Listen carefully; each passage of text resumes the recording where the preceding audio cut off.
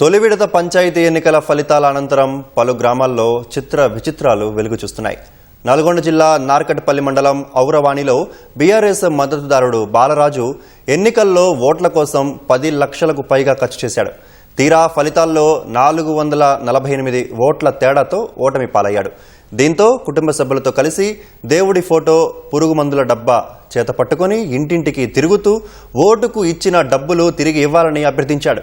డబ్బులు తీసుకున్న ప్రతి ఒక్కరూ ఓట్లు వేశామని చెబుతుండటంతో అయితే ఎలా ఓడిపోయానంటూ ఓటర్లను నిలదీశాడు.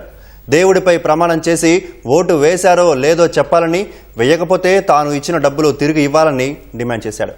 ఔరవాణి గ్రామ పంచాయతీలో మొత్తం 1577 ఓట్లు ఉండగా 1494 పోలయ్యాయి. ఇందులో కాంగ్రెస్ బలపరిచిన పరమేష్ 448 ఓట్ల ఆధిక్యంతో గెలిచారు. దీంతో ఓటమి పాలైన అభ్యర్థి బాలరాజు విలపిస్తూ డబ్బులు వసూలు చేసుకుంటున్నాడు.